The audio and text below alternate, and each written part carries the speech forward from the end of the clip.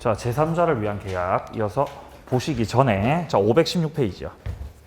자, 516페이지에 두 개만 좀 보고 넘어갈게요. 자, 일단 마지막에 말씀드렸던 게 양괄호 4번이죠. 임차권 등기된 거 말소하는 거랑 그 다음에 보증금 반환하는 거랑 이게 동시행관계가 아니라는 겁니다. 뭐가 선의행이라고요? 보증금 반환이 선의행입니다. 보증금 반환이. 자, 그리고 양괄호 6번이요. 경매가 무효가 된 경우입니다. 양괄호 6번은 아까 하려고 하다가 여러분들 집중력 떨어지는 소리가 들려서 끊었어요. 집중력 떨어지는 소리가 있거든요. 그 소리가 있어요. 자, 을이 근저당권자고, 자, 근저당권자가 현재 갑이 소유하고 있는 집을 담보 잡고 있다가 갑이 결국 변제를 못해서 이 근저당이 실행되죠. 그럼 근저당이 실행되면 이 집에 이제 경매가 들어갑니다.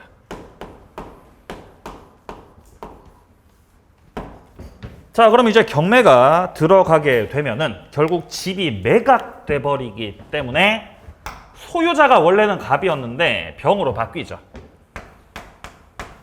자, 병이 이 집을 경락받게 되겠습니다. 자, 병이 집을 경락받았고 경락 대금을 내죠. 자, 법원에 가가지고 경락 대금을 내야죠. 대금을 내고 경락받고 그리고 등기도 격려했어요. 그럼 집주인이 바뀝니다. 병으로. 자, 집주인이 병으로 바뀌고 법원에다가 낸 경락 대금은 이 근저당권자가 이제 우선 변제권 행사를 해서 받아가겠죠. 이 돈은 이제 을이 받아가죠. 우선 변제권 행사 돈 가져갔다. 자, 그래서 근저당권자는 이렇게 채권을 회수했고 병은 집을 경락받았고 갑은 집을 잃었죠. 경매를 당해서. 자, 근데 이런 상태에서 그 이후에 이 경매가 무효가 됐다는 겁니다. 경매가 무효가 돼버렸다. 그러면 경매가 무효가 됐으니까 받았던 것들을 되돌려야 되죠. 그러면 이전 등기 넘겨받은 거 말소시키고 부동산 돌려줘야 돼요. 부동산 누구한테 돌려줘야 되죠? 갑한테 집 돌려줘야죠. 을은 배당받았던 돈 돌려줘야 되죠. 누구한테 돌려줘야 돼요?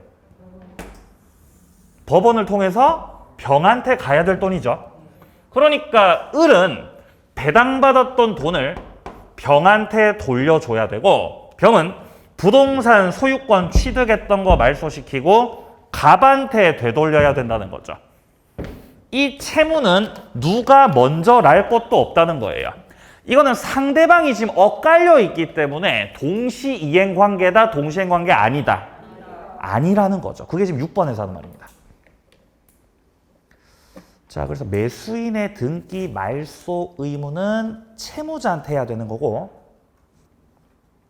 근저당권자가 배당받았던 거 돌려주는 거는 매수인한테 하는 거거든요. 그러니까 서로 상대방을 달리하고 이것은 동시이행관계가 아니다라는 거예요. 자, 동시행관계 마무리하겠습니다. 그럼 이제 제3자를 위한 계약으로 넘어가죠. 524페이지입니다. 524페이지. 자, 제3자를 위한 계약이 규정되어 있는 것은 우리 민법 539조가 되겠습니다. 자, 우리 민법 539조에서 제3자를 위한 계약을 규정하고 있죠. 일단 계약 자체는 보통의 계약과 크게 다르지 않습니다. 그냥 보통의 매매 계약이 체결되고 자, 갑과 을 사이에서 그냥 보통의 매매 계약이 체결되고 갑이 매도인이고 을이 매수인입니다. 그러면 매도인 갑 같은 경우는 매수인 을한테 물건을 넘기죠. 자, 선생님 제가 물건을 넘기겠습니다. 물건을. 자, 선생님이 물건을 받으시면서 보통의 매매라면은 대금을 을이 갑한테 지급하죠. 을이 갑한테 대금을 지급해야 맞는데 이 매매 계약에는 제3자가 수익을 얻는다는 취지의 제3자 수익 약관이 들어가는 겁니다.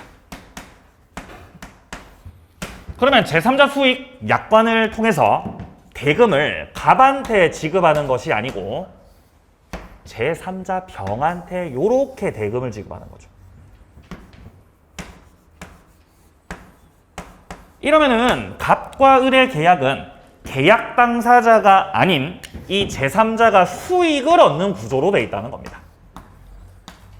그래서 이런 계약은 제3자를 위한 계약이 되는 거죠. 자, 여기서 이를 요청한 자 갑을 가리켜 요약자, 승낙한 자 을을 가리켜서 낙약자, 제3자를 수익자라고 합니다. 자, 관련된 조문을 먼저 함께 보겠습니다. 539조에서 1항 계약에 의해서 당사자 1방이 제3자에게 이행할 것을 약정했을 때, 자, 그 제3자는 채무자에게 직접 이행 청구를 할 수 있다. 자, 여기서 이행 청구한다는 건 돈 달라고 청구하는 거죠. 그리고 여기서 말하는 채무자는 낙약자 을을 가리킵니다.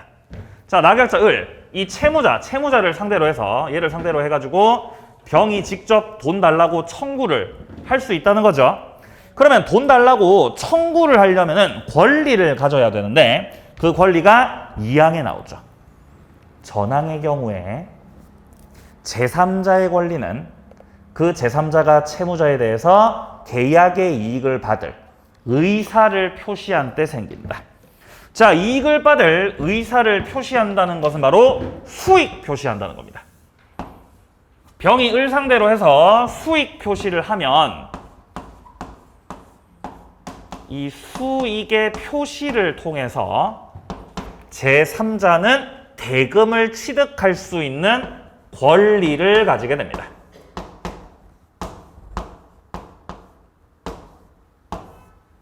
그러니까 수익 표시를 통해서 계약이 성립했어요? 권리가 발생했어요? 권리가 발생했죠? 그래서 이거는 제3자가 가지는 권리의 효력 발생 요건이라는 겁니다. 권리 취득 요건이라는 거죠. 취득 요건, 발생 요건. 이거는 맞는데 제3자의 수익 표시가 계약의 성립 요건입니까? 라고 묻는다면 그건 아니지. 성립 요건은 아니죠. 계약이 성립되는 것은 제3자가 수익 표시하는 거하고 상관이 없는 거죠. 예. 그래서 성립 요건이라고요? 권리 발생 요건이라고요? 권리 발생 요건이라고요. 자, 밑에 내려가서 개념 보세요. 개념 양괄호 1번 제3자를 위한 계약이란. 계약은 당사자끼리 하고 수익은 제3자로 하여금 취득하게 하는 그런 계약입니다. 이걸 요청한 사람을 요약자, 승낙한 사람을 낙약자, 수익받는 사람을 제3자, 수익자라고 합니다. 자, 오른쪽 양괄호 2번 봅니다. 수익자의 현존 여부입니다. 수익자는 현존할 필요가 없습니다. 태아도 제3자가 될 수 있고요. 설립 중인 법인도 제3자가 될 수 있습니다. 자, 밑에 조금 내려가서요. 양괄호 3번 보세요. 병존적 채무인수라고 하는 게 나오죠. 이것도 제3자를 위한 계약이라는 겁니다. 자, 갑이란 사람이 채무를 지고 있고요. 그럼 갑이 채무를 지고 있다는 건 채권자가 있다는 거죠. 채권자가 있다. 자, 그러면 갑이 자신이 지고 있던 채무를 다른 사람한테 넘겨요. 그럼 채무를 병이 넘겨받는 거죠. 이게 바로 채무인수입니다. 채무인수. 갑의 채무가 병한테 넘어간다는 거죠.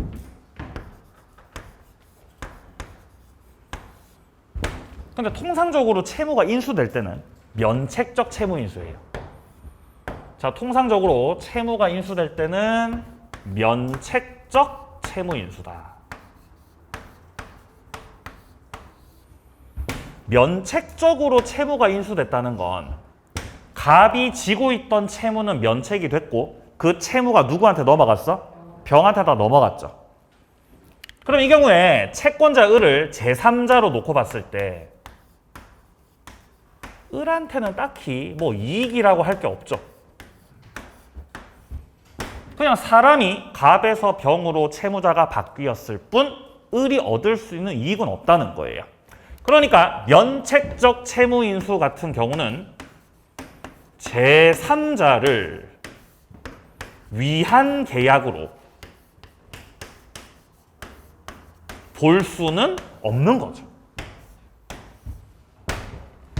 을한테 이익이 없어서. 근데 만약에 면책적 채무인수가 아니라 병존적 채무인수라면 채무인수가 이렇게 병존적으로 이루어진다는 것은 갑이 병한테 채무를 넘기는데 갑의 채무도 없어지지 않고 그대로 존재한다는 거예요. 채무가 복사 붙여넣기 된다는 거예요. 갑의 채무가 면책이 돼, 면책이 안 돼? 면책이 안 되는 거예요. 그러면 채무자가 갑에서 병으로 둘이로 는 거죠. 채무자가 둘이가 된 거죠. 그럼 을한테 이익이 있어, 없어? 이익이 있어요. 을이 채권을 회수할 수 있는 가능성이 높아진 거예요. 채무자가 둘로 늘어나서. 그래서 이런 병존적 채무인수 같은 경우는 제3자를 위한 계약으로 볼 수가 있다는 겁니다. 두 가지의 차이가 있습니다. 우리 책에서는 지금 병존적 채무인수를 말하고 있죠. 이거는 제3자를 위한 계약으로 볼 수 있다. 결론만 아시면 됩니다. 동그라미 1번의 면책적 채무인수, 동그라미 2번의 병존적 채무인수. 1번은 제3자를 위한 계약이 아니지만 2번 같은 경우는 제3자를 위한 계약이라고 볼 수가 있습니다. 자, 이제 뒤로 가서 쟁점들 확인합니다. 자, 우리 책에서 먼저 첫 번째로 말하고 있는 쟁점은요, 기본관계와 그리고 대가관계입니다. 일단 제3자를 위한 계약에서 갑과 을의 관계, 이 계약의 당사자 관계, 요 갑과 을의 관계를 가리켜서 요 관계를 가리켜서 기본관계라고 그러죠. 기본관계. 이게 바로 당사자 관계죠. 근데 기본관계 아닌 당사자 관계가 아닌 관계가 있습니다. 그게 바로 갑하고 병의 관계죠. 이 갑과 병의 관계를 대가관계라고 해요.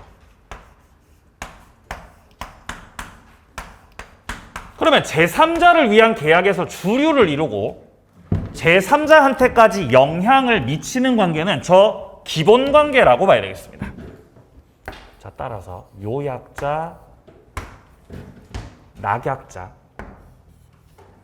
그리고 제3자가 있을 때 제3자가 있을 때 갑하고 을의 관계, 이 관계가 무슨 관계라고요? 기본관계.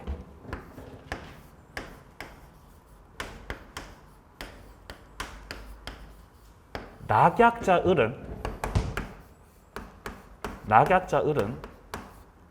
저 기본관계를 가지고 수익자에게 대항할 수가 있습니다.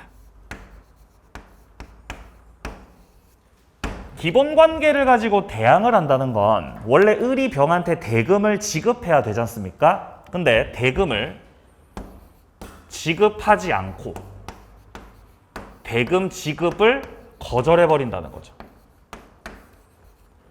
그럼 여기서 대금 지급을 거절한다는 것 자체는 항변을 해버리는 거죠. 항변을. 근데 무슨 관계를 가지고 항변한다고요?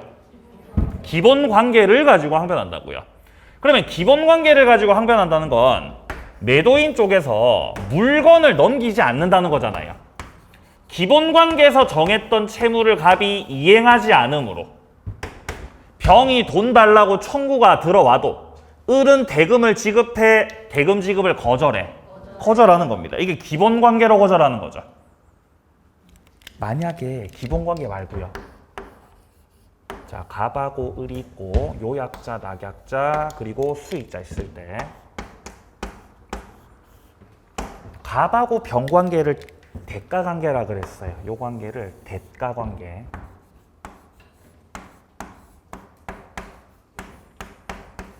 낙약자 을은 대가 관계를 가지고는 이 수익자를 상대로 해서 대항할 수 없어요. 대항 못합니다. 병이 을한테 돈 달라고 청구했어요. 병이 을한테 돈 달라고 청구했는데 을이 야 대가 관계가 무효라면서 야 이거 무효됐다던데? 너 갑하고 깨졌다던데? 그러니까 나 돈 안 줄래 라고 하는 건 말 안 된다는 거죠. 돈 줘야 됩니다. 대가 관계가 무효가 됐더라도 제3자가 가지는 권리는 소멸한다, 가만히 있다. 가만히 있어요. 제3자 권리는 기본 관계 속에 있다, 대가 관계 속에 있다. 기본 관계 속에 있죠. 제3자 권리 어디 있죠? 제3자 권리가 여기 있네요, 여기.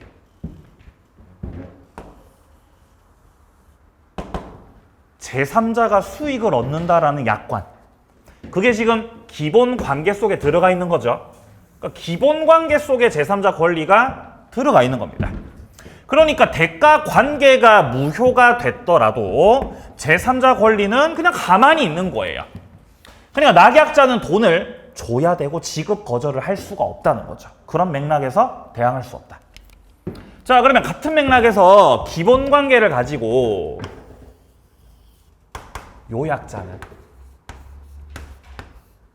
기본 관계를 가지고 요약자는 낙약자에게 대항할 수 있습니다. 역시 기본 관계를 가지고 대항한다는 건 을이 갑한테 물건 넘기라고 청구하는데 을이 병한테 돈 안 주고 있으면 을이 병한테 돈 안 주고 있으면은 갑도 물건을 넘겨 물건 안 넘기고 거절해. 거절하죠. 그 기본 관계 갖고 거절하는 거죠. 대항하는 거죠. 역시 마찬가지입니다. 대가 관계를 가지고는 요약자 갑이 낙약자 을에게 대항을 할 수가 없어요.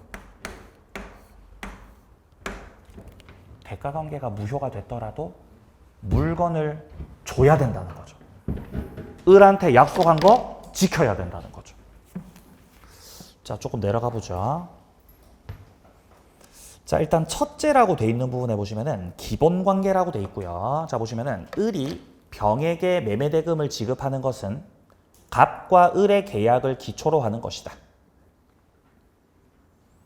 자, 그 밑에 줄입니다. 또한 을은 갑이 계약에 따른 급부를 이행하지 않으면 수익자 병의 급부 청구에 대해서 항변을 주장해서 지급 거절할 수 있다. 지금 여기서 갑이 계약에 따른 급부를 이행하지 않는 게 기본 관계를 말하는 거죠. 그러니까 기본 관계를 가지고 대항을 한다 이 말입니다. 자, 그 밑에 줄입니다. 한편 갑과 을의 이 계약 관계, 기본 관계가 취소나 무효 해제가 되면 병의 청구권도 소멸해서 영향을 받게 된다. 자, 둘째로 내려갑니다. 대가 관계입니다. 요약자 수익자 법률 관계는 그 내부 관계에 불과할 뿐이고 제3자를 위한 계약의 내용이 되지 않습니다. 따라서 요약자 수익자 간의 내부 관계 소멸은 대가 관계 무효는 기본 계약이나 수익자 권리에 영향을 미치지 않는다는 것. 자, 밑에 내려가서 밑에 양괄호 1번을 봅니다. 낙약자는 계약에 기한 항변으로 수익자에게 항변할 수 있다. 여기서 말하는 계약은 기본 관계 말합니다. 동그라미 1번, 낙약자는 기본 관계에 기한 항변 사유로 제3자에게 대항할 수 있다. 자, 동그라미 2번입니다. 요약자가 급부를 이행하지 않으면 낙약자는 급부 의무를 거절할 수 있다. 표현만 다를 뿐 맥락은 같습니다. 자, 3번입니다. 요약자는 낙약자에게 뭐야 이거 3번 좀 문장 이상하죠? 뭔 말이에요 3번 이거 지금? 낙약자에게 수익자에게 급부 이행 청구할 수 있다? 이상하지요? 뭔 말인지 모르겠네요. 편집 실수인 것 같습니다. 제가 봤을 때. 네. 진실은 저 너머에 있겠죠? 자, 오른쪽 갑니다. 무시하세요. 이 문장 무시하세요. 자, 그리고 두 번째 파란색 2번입니다. 요약자와 제3자 관계입니다. 대가 관계죠. 자, 밑에 보시면 양괄호 2번에 핵심 판례가 나오고 있어요. 자, 핵심 판례 동그라미 1번. 대가 관계는 요약자, 수익자 두 사람의 내부 관계일 뿐이므로 대가 관계의 소멸은 요약자, 낙약자 기본 관계 속에 영향을 미칠 수가 없죠. 그래서 동그라미 2번에 나오듯이 낙약자는 요약자와 수익자 사이 법률 관계. 이게 무슨 관계죠? 대가 관계. 대가 관계가 소멸한 경우에 기본 관계는 여전히 남아있기 때문에 수익자의 급부 요구에 대해서 거부할 수 없다. 그러니까 돈 안 주고 버틴다, 돈 줘야 된다. 돈 줘야 된다는 겁니다. 자, 동그라미 3번이요. 낙약자는 요약자와 수익자 사이 법률 관계에 기한 항변으로 수익자에게 대항할 수 없다. 여기서 요약자와 수익자 사이 법률 관계 이렇게 따옴표 돼 있죠? 이게 무슨 관계예요? 대가 관계. 그러니까 낙약자는 대가 관계를 가지고는 수익자에게 대항하실 수가 없습니다. 이 말이죠. 4번 요약자도 대가관계 부존재나 효력 상실을 이유로 낙약자에게 부담하고 있는 채무 이행을 거부하실 수가 없다는 거죠. 자, 내려갑니다. 파란색 3번이에요. 제3자 수익 표시. 이것은 계약의 성립 요건이 아니라 권리 발생 요건이다. 넘어갑니다. 자, 양괄호 2번하고 3번에서는 수익 표시 전과 후를 말하고 있습니다. 수익 표시 전과 후. 수익 표시 전과 후가 효력이 다르지요. 효력이 다르지요. 일단 수익 표시를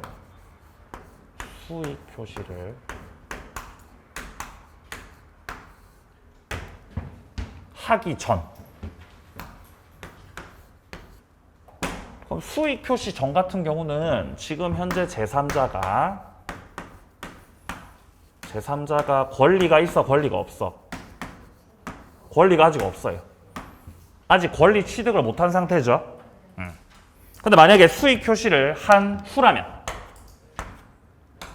수익 표시를 한 후라고 한다면 그때는 제3자 권리가 있는 상태죠. 제3자가 권리를 가지고 있는 상태다. 따라서 제3자가 확정적으로 이렇게 권리를 취득한 후 같은 경우는 요약자하고 낙약자하고 둘이서 합의를 해가지고 제3자가 가지는 그 권리를 변경시킨다든지 소멸시킨다든지 그런 거 돼, 안 돼? 안 돼, 안 돼. 그리고 요약자하고 낙약자하고 만약에 계약을 합의로 해제를 하더라도 제3자 권리가 소멸해, 소멸 안 해? 소멸 안 하지. 그죠? 소멸 안 하지요. 이게 지금 우리 책에서 소개하고 있는 내용이에요. 자, 일단 양괄호 3번에 보시면은 수익 표시 후 수익자 권리를 요약자, 낙약자 합의를 가지고 소멸시킬 수 없음. 자, 그리고 동그라미 2번으로 내려가서요. 수익 표시 후 합의 해제를 하더라도 제3자에게는 효력이 없음.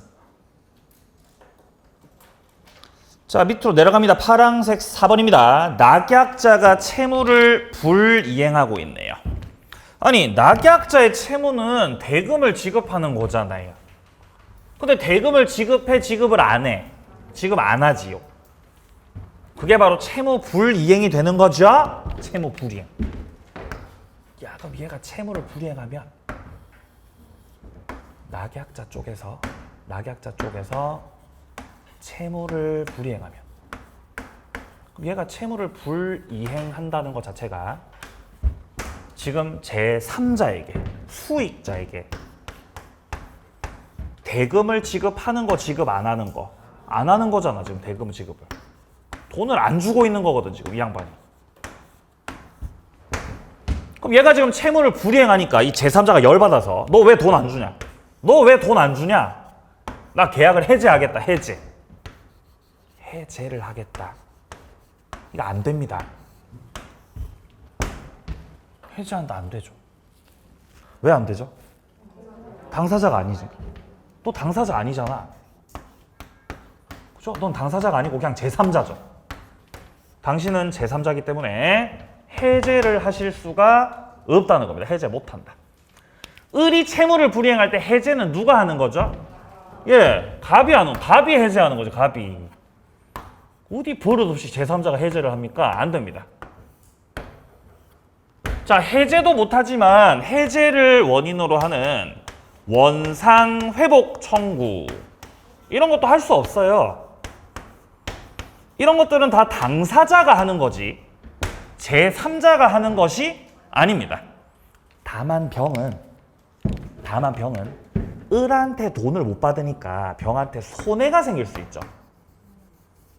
병한테 손해가 생겼을 때 이 손해에 대해서 손해배상 청구, 손해배상 청구를 할 수는 있어요. 네, 이거는 할 수 있습니다. 근데 원상회복이나 해제? 아니, 그건 안 되죠. 자, 밑에 핵심 판례 봅니다.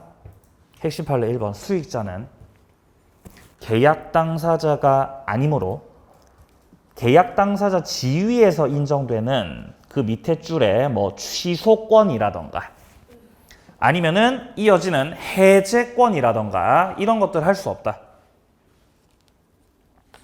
자, 셋째 줄. 낙약자의 채무 불이행이 있을 때 해제권과 그리고 원상회복 청구권도 전부 다 요약자에게 속하고 수익자는 해제도 못하고 원상회복 청구도 다 못한다. 다만 오른쪽 페이지 양괄호 2번.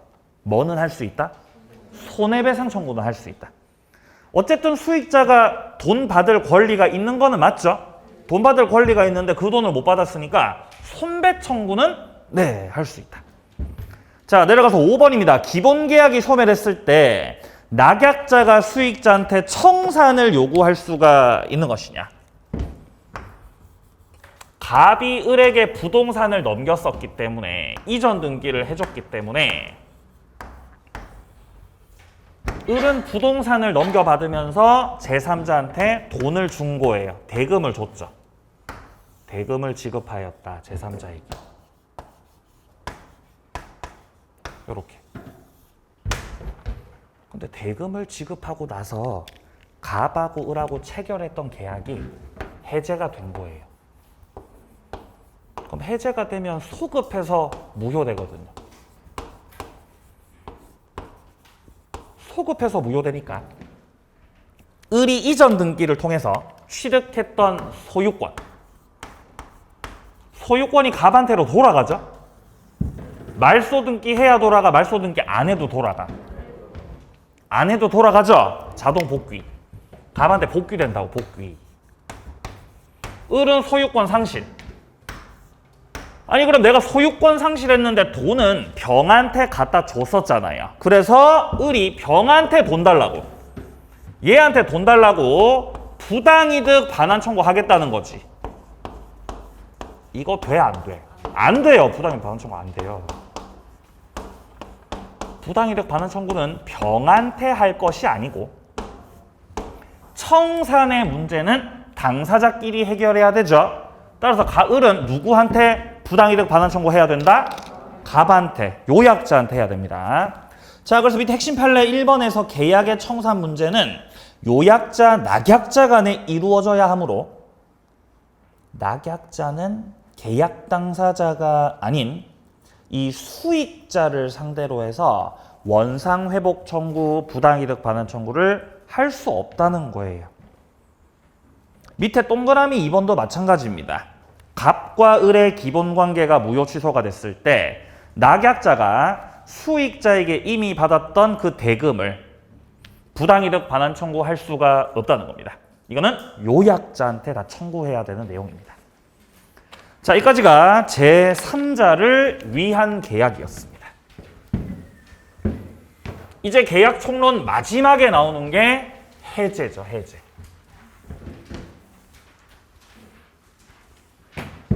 해제.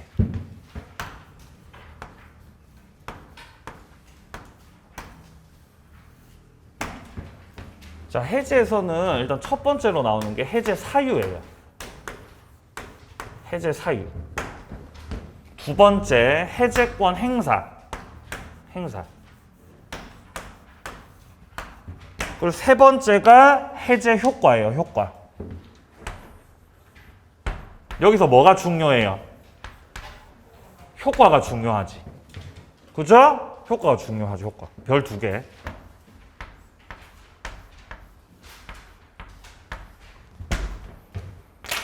여기서 법정 해제 사유가 뭐죠? 법정 해제는 뭐 때문에 하는 거죠? 채무 불이행. 법정 해제 사유는 채무 불이행. 채무 불이행은 크게 2가지가 있죠. 채무 불이행 2가지 있습니다. 첫 번째, 이행 지체. 지체는 안 하는 거, 못 하는 거. 안 하는 거. 안 하는 거죠. 그리고 못 하는 게 있죠. 이행 불능이요. 자, 지체는 안 하고 있는 거기 때문에 해제를 할 때 최고하고 해제, 최고 없이 해제. 최고하고. 최고를 하고 나서. 그래도 안 하면 해제. 해제권 행사. 그리고 이행불능 같은 경우는 못하는 거기 때문에 여기서는 최고 없이, 최고할 필요 없이 곧바로 해제권 행사를 하시면 되겠어요. 차이가 있지요.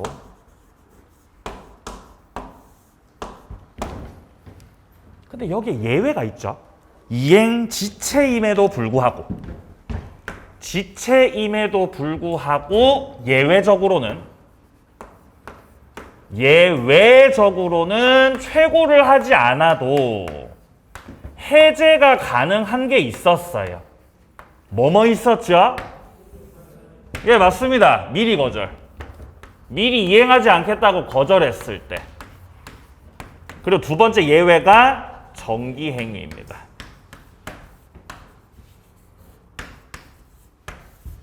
자, 내용들 책에서 좀 확인해 보겠습니다. 자, 이거 어디 나오냐면은, 자, 사유는 일단은 534페이지에서 02번에 해제권 발생 원인이 나오죠. 자, 여기 해제권 발생 원인에는 2가지가 있다. 특약을 위반했을 때 해제하기로 당사자가 미리 정해서 해제를 하는 약정해제. 둘째, 법률 규정 따라 해제를 하는 법정해제. 이렇게 2가지가 있어요. 약정해제는 하나도 안 중요해요. 하나도 안 중요하고 무슨 해제가 중요하죠?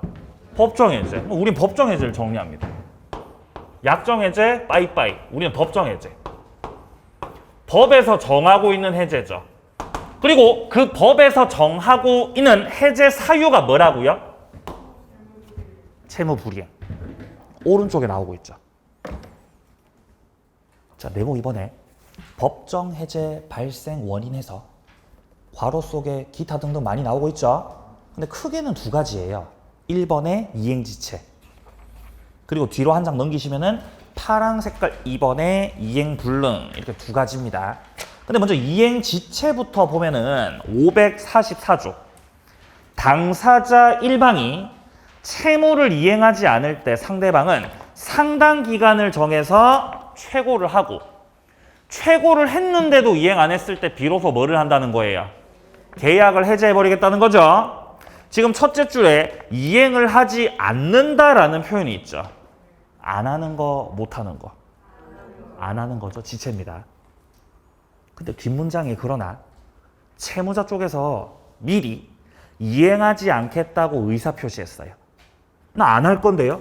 라고 미리 의사표시했죠. 그걸 뭐라 그래요? 미리 거절.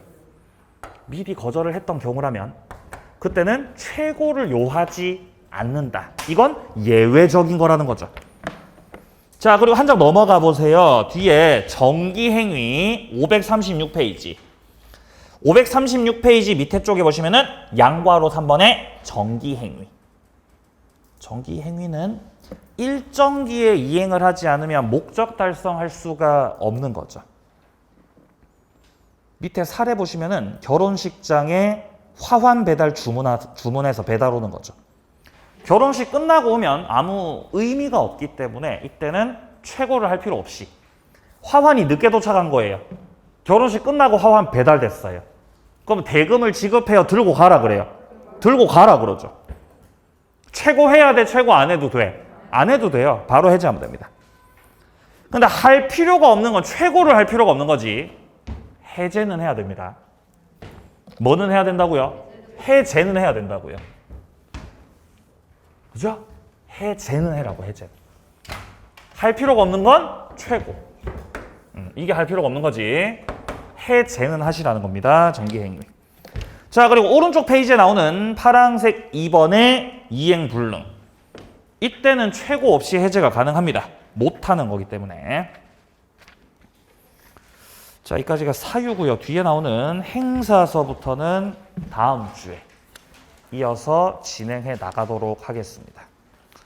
다음 주 해제권 행사부터 해서 계약, 강론 다 마무리하겠습니다. 아시겠죠?